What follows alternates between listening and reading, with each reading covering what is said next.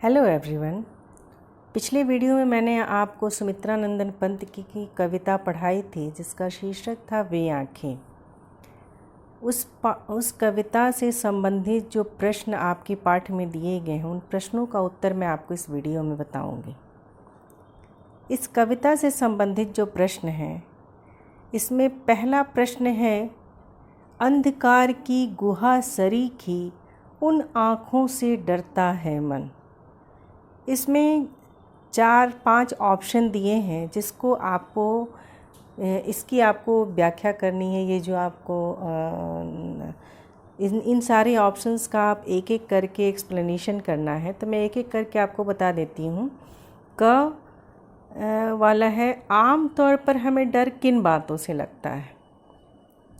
तो इसमें हम कह सकते हैं कि आम तौर पर हमें जीवन में अचानक घटने वाली घटनाओं से डर लगता है। हमें इस बात का भय अक्सर बना होता है कि कहीं कोई दुर्घटना हमारे साथ ना हो जाए, कोई हमारा प्रियजन हमसे दूर ना हो जाए, या किसी तरह की आर्थिक क्षति हम ना हो जाए, या हम किसी मुसीबत में ना पड़ जाएं। इस तरह की घटनाओं से अक्सर हमारा मन जो है वो भय से भर जाता है। तो ये हमारे मन की कल्पना होती है और इन कल्पनाओं के आधार पर अक्सर हमारा मन जो है वो भविष्य की चिंता को लेकर भय से भर जाता है। वैसे ही दूसरा है, उन आँखों से किसकी ओर संकेत किया गया है।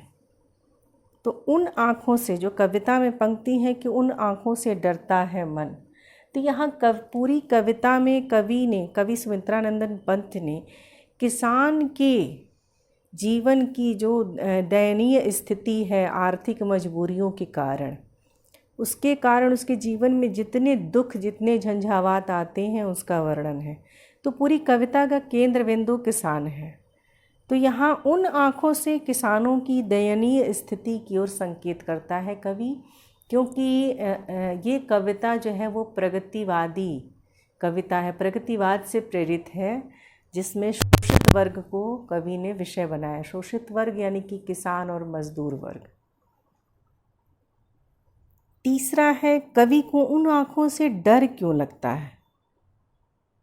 तो कवि उन आँखों से डरता है क्योंकि उनमें निराशा है, शोषण है, पीड़ा है और रुदन है। इसके सिवा उसमें कुछ नहीं है। कवि को किसान की आँखों में इतना दुख और दर्द अनुभव होता है कि उसे उसकी आँखों में देखते ही डर लगने लगता है, भय लगने लगता है। हम किसी के बहुत दुख भरे जीवन की कहानी सुनकर हमारे जैसे लगता है कि रोंगटे हमारे सिहर जाते हैं, हमें एक सिहरन सी होती है उस दर्द की अनुभूति करके। तो वैसी ही अनुभूति यहाँ कवि को भी हो रही है।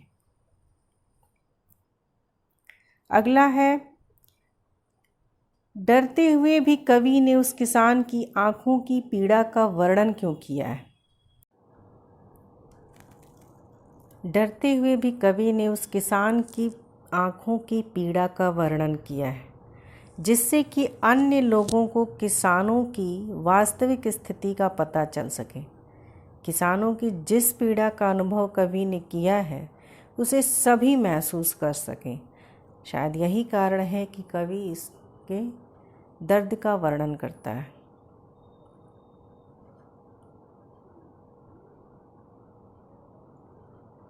अंतिम है, यदि कवि इन आँखों से नहीं डरता क्या तब भी वह कविता लिखता। यदि कवि इन आँखों से नहीं डरता तब भी वह कविता अवश्य लिखता, क्योंकि कविता लिखने के लिए भावों का होना ज़रूरी है। कवि के मन में उठते भाव जिस विषय की ओर उन्मुख होते हैं, कविता भी उसी विषय पर आधारित होता है। अगला प्रश्न है, कविता में किसान की पीड़ा के लिए किन्हें जिम्मेदार बताया गया है। तो ये तो कविता का भावार्थ सुनने में भी आपको समझ में आ गया होगा। इसका उत्तर मैं बता देती हूँ। कविता में किसान की पीड़ा के लिए शासक वर्ग यानी कि शोषक वर्ग, जिसमें महाजन भी हैं, साहूकार तथा कोतवाल आदि हैं, ये लोग किसान की पीड़ा के जिम्मेदार हैं। महाजन ने अपने ऋण की वसूली के लिए किसान के घर, बैल, खेत, यहाँ तक कि उसकी गाय को भी नीलाम करवा दिया। साहूकार के कारिंदों ने किसान के बेटे की निर्मम हत्या कर दी। पत्नी भी दवा के अभाव में यानी कि आर्थिक कष्ट के कारण चल बसी। इस प्रकार इन सभी के अत्याचार किसान की पीड़ा के लिए जिम्मेदार है। तीसरा प्रश्न है, पिछले सुख की स्मृति आँखों में क्षण भर एक चमक है लाती। इसमें किसान के किन पिछले सुखों की ओर संकेत किया गया है? उपर्युक्त पंक्ति में किसान के जिन सुखों का वर्णन किया गया, जो उसके अतीत के सुखों का वर्णन किया गया है, वो उस समय की बात है जब किसान जो है वो स्वाधीन था, अर्थात वो महाजन के अधीन नहीं था। उसके घर के पास लहलहाते खेत थे, दुधारू गाय और हृष्ट-पुष्ट बैलों की जोड़ी थी। घर में उसका एक जवान पुत्र, पत्नी, बेटी और पुत्र वधू भी थी। इस तरह से किसान एक सुखी और संतुष्ट किसान था और इन्हीं सब की स्मृति उसकी आँखों में क्षण भर के लिए चमक ला देती है। चौथे प्रश्न में हमें संदर्भ सहित आशय बताना है, जिसके दो भाग हैं, क और ख। पहला क है, उजरी उसके सिवा किसे कब पास दुहाने आने देती। इसके उत्तर में हम सबसे पहले संदर्भ लिखेंगे कि प्रस्तुत काव्यांश पाठ्य पुस्तक आरोह भाग 1 में संकलित है। कविता वे आँखें से लिया गया है। इस कविता के रचयिता सुमित्रानंदन पंत है। उपर्युक्त पंक्तियों में किसान की उजरी गाय की दुर्दशा का वर्णन किया गया है। कवि कहते हैं कि किसान के पास उजरी नाम की एक गाय थी। उस गाय के प्रति किसान का कुछ विशेष स्नेह था। वह गाय भी केवल किसान को ही दूध दुहने देती थी, अन्य किसी को अपने पास नहीं आने देती थी। इसका ख है, घर में विधवा रही पतोहू, लक्ष्मी थी यद्यपि पतिघातिन। इसका भी संदर्भ हम पिछले संदर्भ की तरह लिखेंगे। यहाँ पर किसान के जवान पुत्र के मरने के संदर्भ में किस प्रकार किसान के बेटे को मार दिया गया ये बताया गया है और कैसे उसकी बहू जो है उसकी स्थिति समाज में क्या है। किसान के बेटे को कारकुनों ने यानी कि जमींदार के आदमियों ने मार दिया, महाजन के आदमियों ने मार दिया और उसकी मृत्यु का आरोप जमींदार और पुलिस की मिली भगत से उसकी पत्नी पर मढ़ दिया गया। या ये भी कह सकते हैं कि समाज जो है वो समाज में जो स्त्रियों के प्रति दृष्टिकोण है, विधवा स्त्री के प्रति जो उस समय था कि स्त्री को पति के मर जाने के बाद उसको दोषी पत्नी को ही माना जाता है कि इसी के भाग्य के कारण या दुर्भाग्य के कारण उसकी मृत्यु हो गई। उसके मरने में उसकी पत्नी का कोई दोष नहीं था, फिर भी समाज ने उसे पतिघातिन करार दे दिया, जबकि वह विधवा होकर खुद ही दुखी थी और वो उसके घर में उसकी बहू बनकर आई, एक लक्ष्मी की तरह वो उसके घर की लक्ष्मी थी। अगला है, पिछले सुख के स्मृति आँखों में क्षण भर एक चमक है लाती, तुरंत शून्य में गड़वह चितवन तीखी नोक सदृश बन जाती। प्रस्तुत काव्यांश पाठ्य पुस्तकारों भाग 1 जैसे पिछला आप 2 लिखेंगे वैसे इसको भी लिखेंगे। यहाँ पर किसान के पूर्व सुखों के यानी कि उसके अतीत में जो जीवन उसका जो सुखी था उन सुखी अतीत के बारे में बताया गया है। किसान जब अपने पूर्व वैभव को याद करता है यानी कि जो पहले जो उसकी संपन्नता थी, अतीत में जो उसका संपन्न जीवन था, तो क्षण भर के लिए उसे सुख और आनंद का अनुभव होता है।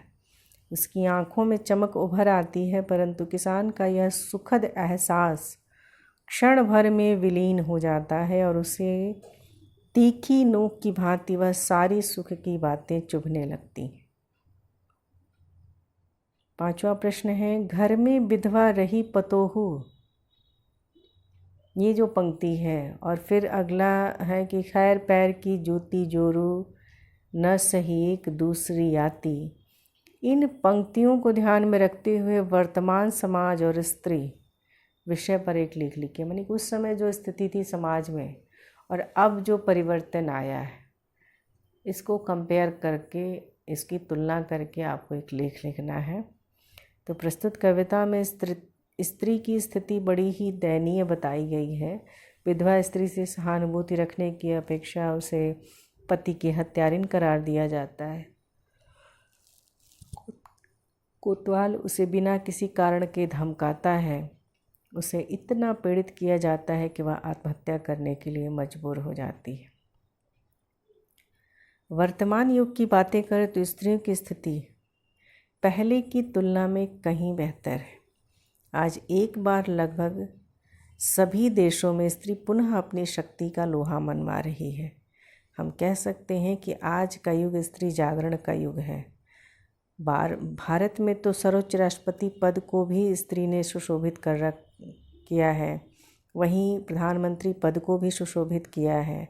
शिक्षा, साहित्य, कला, विज्ञान, चिकित्सा, शासन कार्य और यहाँ तक कि सैनिक बनकर देश की रक्षा के लिए मोर्चों पर जाने में भी वे पीछे नहीं रही। अब स्त्री अबला नहीं रही, अपराजिता है और उसकी जीत में पुरुषों का योगदान ठीक वैसे ही है जैसे पुरुष की जीत में स्त्री का हाथ होता है। अब मैं आशा करती हूँ कि आपको ये वीडियो पसंद आए और समझ में आएगा। इसके अलावा अगर कोई डाउट हो तो आप कमेंट बॉक्स में कमेंट कर सकते हैं, और आपको वीडियो पसंद आए तो आप इसे लाइक और सब्सक्राइब करें। That's all. Thank you.